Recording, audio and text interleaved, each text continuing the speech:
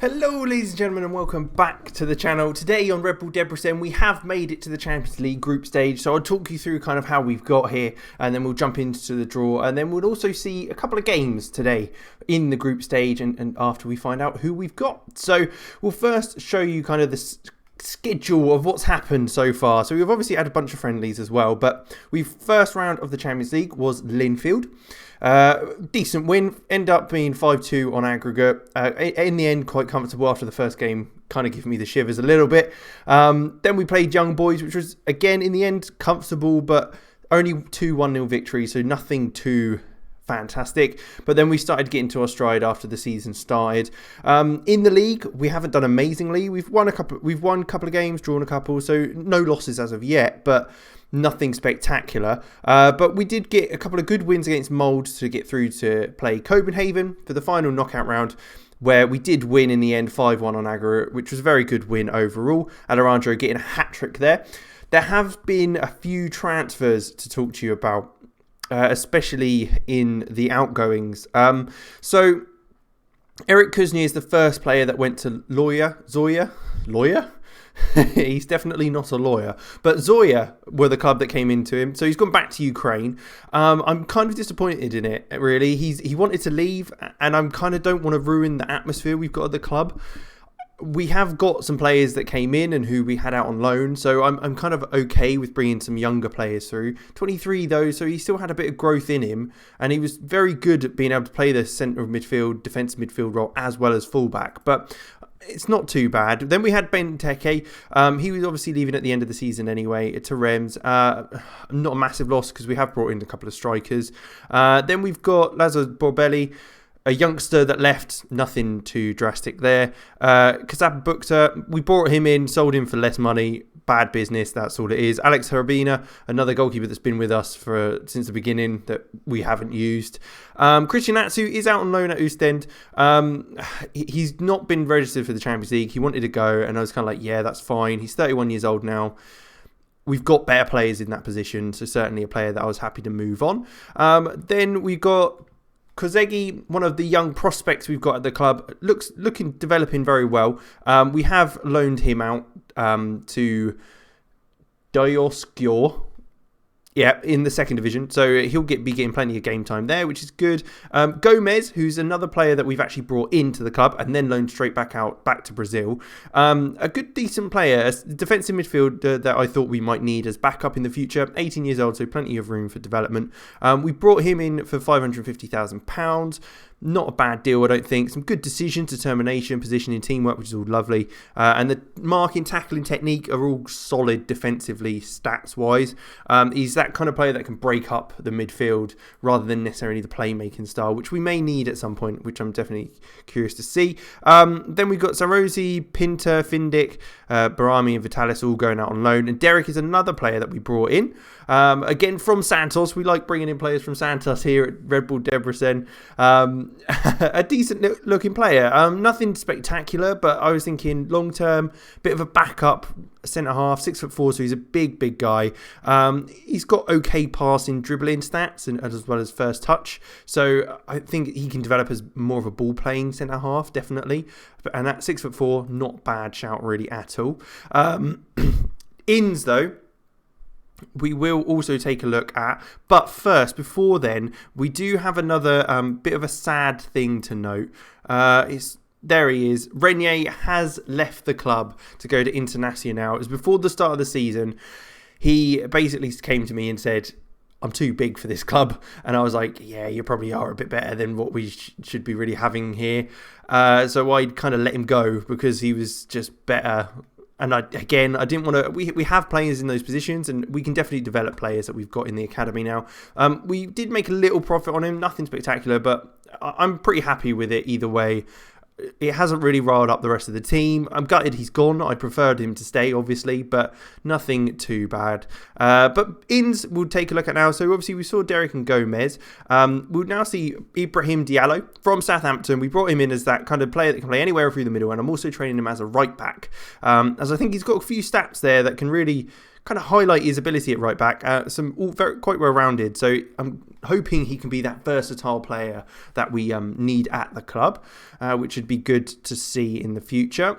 We've also got Brobby, the striker from Ajax. We brought him in for 3.5 million, which I thought was quite a good deal. He scored 1 goal in 1 game so far. Decent finishing, heading, so he's all round quite a decent player. Can play also on the left hand side and right hand side, possibly if we need him to. So not a player to really shrug at. 21 years old, so plenty of improvement to go as well. So not a bad shout. He's also signed for Leipzig in real life, I believe. So it's kind of runs in line. Then we brought in 2 young strikers. So Javier Marin is a Costa Rican who we did bring in. He can play centre midfield, left, right or striker. Striker is his preferred role.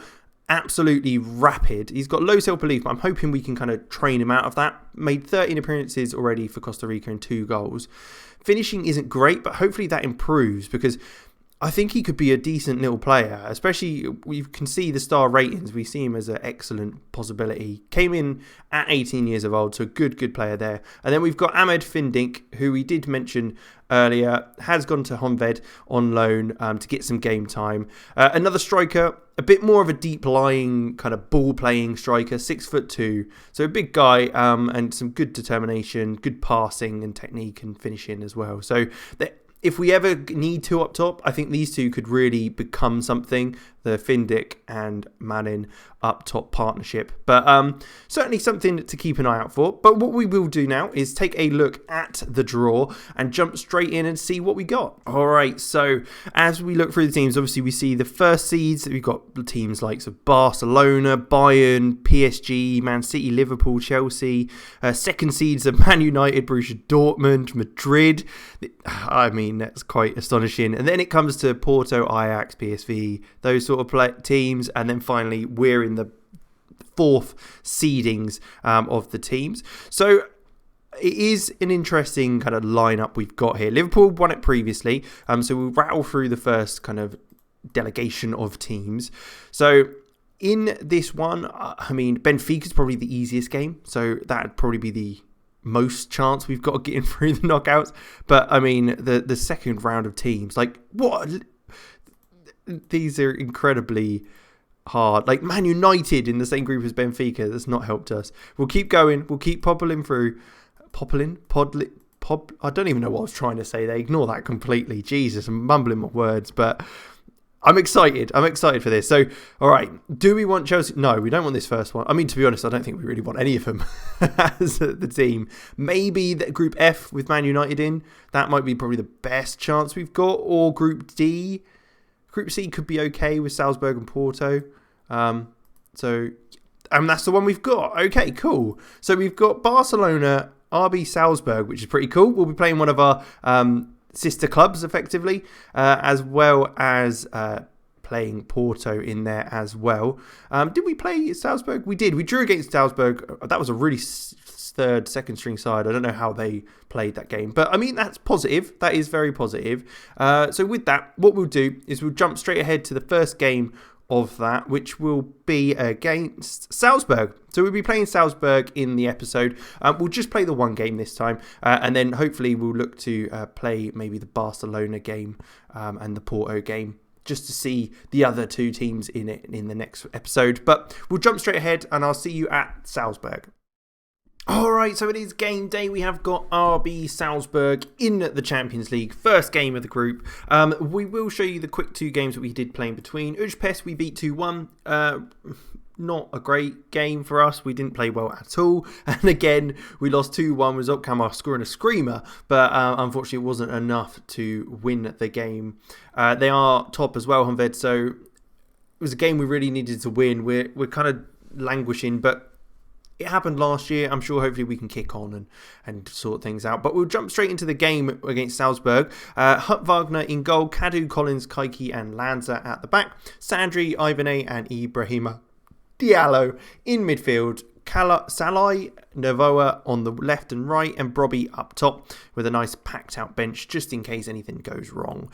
Which hopefully we might be able to get some points. This is the game we have to win if we have any chance. I mean, I'm not overly confident in us being able to win any of these games and progressing in the Champions League. Our first loss was against Hudvard,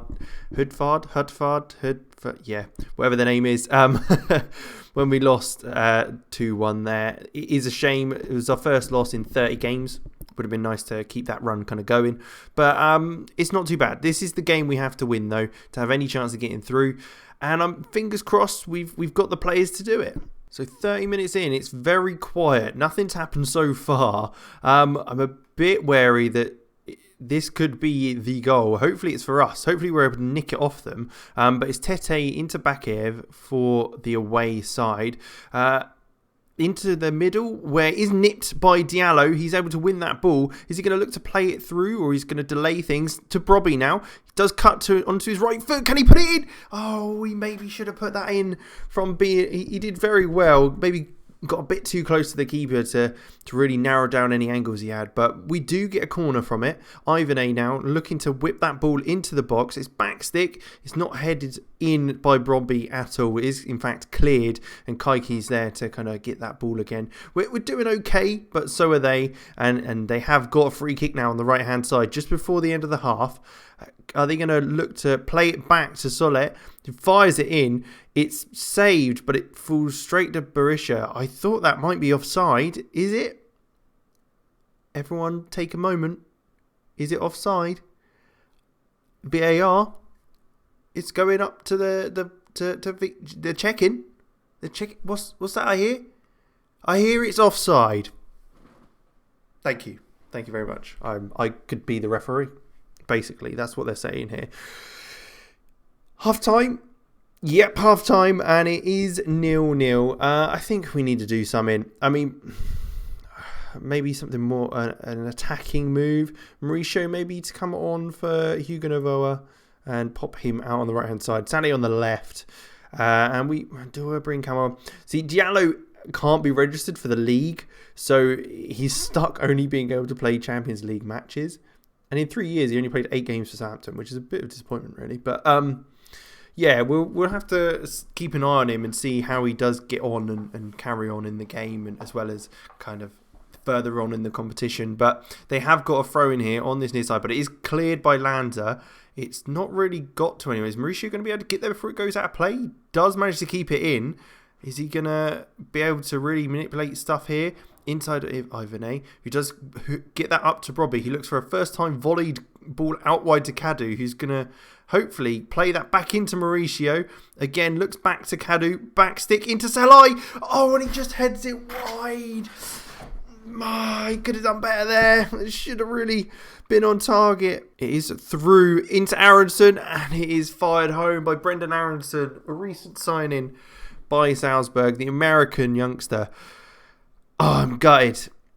We could have scored down the other end, and they come up this end and just play it through. So you can see here, it was into Bakayev, who played it to Sousa. I mean, he's run off the back of him. Who is it? Is it Kaiki? Yeah, he's run off the back of Kaiki, who's just not been aware enough. And it's just not good. Not good at all. But we have won it from the goal kick. Ivan A's been able to nab hold of that, but loses straight away to Bakayev, making all our players out of position because they just drove forward with the ball.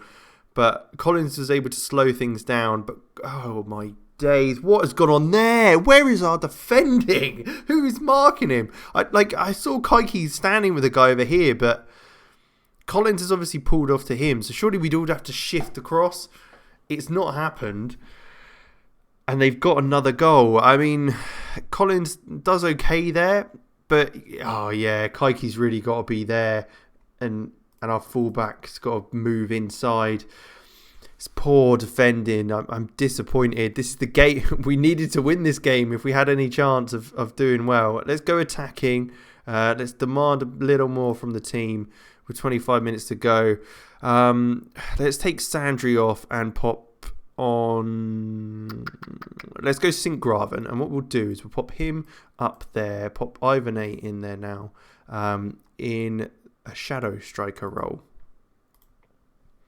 And hopefully we can then be a bit more attacking. Just more players forward means more chance of goals. But really, Diallo inside Kaiki, now looking for a ball up the field. Certainly trying to work something out here. I'm not too confident anymore. 20 minutes to go. Cadu out to Mauricio on this right-hand side. He's going to look back to Cadu. The Brazilians linking up quite nicely. Dinked in, but it's just headed clear, and they're going to look to break again now. But it is cut out by Collins, which is good to see. Salai on the left-hand side. Maybe waiting for that overlap, but Diallo's now got it into Salai again. Waits for that overlap, and there he is. Patrick Lanza with the ball on this left. Is he going to be able to get a ball in the box? He does swing it in. It's come to Mauricio on the back stick. There you go. That's the volley we needed. Second goal of the season. He's done very well there. He was asking me for more game time, and I certainly wanted to oblige. He's one of the players in our club that I do want to keep hold of and develop. I mean, unfortunately, it might be a case that he will be leaving because he did put up a bit of a paddy when it happened, but he scored there, which is just what we need, and that's good to see. But 15 minutes to go still. Are we going to go any more attacking? Are we going to... I'm not sure what to do now. Who have we got in the side that can really make a difference? Maybe Beignet on for Salai and pop Sinkgraven out left now, just to see if they can create anything else. Diallo is there though, dinks it in. He is punched away, and Bakayev is now able to drive forward and hoofs that ball over the top. But we do retain possession now. Are we able to get another goal? Well, let's go very attacking, and we'd demand even more. Because we need a goal. It's not going to happen. We've got 5 minutes at a time. I don't know why. It's getting higher and higher. I'm just getting higher and higher. That's the end of the game. Oh, no. It's such a shame. Mousset and Aronson with the goals for Salzburg, taking us down a peg or two. I mean, we should have probably won that. A 1.86 XG, 8 shots on target with 15 shots in total. Now, there is one thing I need to tell you about, which is probably a question you're asking. Why didn't Alorando play in that game? Well, unfortunately, he's left us. He had a paddy, wanted to go to Fulham, and ended up has done. £7.5 million they bought him for, which I'm disappointed with. I mean, he didn't score many in the league, but in Champions League and cup competitions, he did well. He was a good player for us up front, so that's partly why we were bringing Brobby in, because I was worried he might leave. He has ended up leaving, and we have lost our first game in the group stage of the Champions League. But we're not bottom of the table. That's the main thing. That is the main thing. So what we will do is I think we'll come back for the second legs of those games. So we'll play against Barcelona, and then we'll jump ahead to Porto as well, just to get the end of the kind of group stage and see where we're at with things. Hopefully this run of form doesn't continue. 2 losses of 2-1. But we'll go ahead and I'll see you in the next video. Hope you did enjoy. Like, subscribe, and all that good stuff. And I will catch you next time.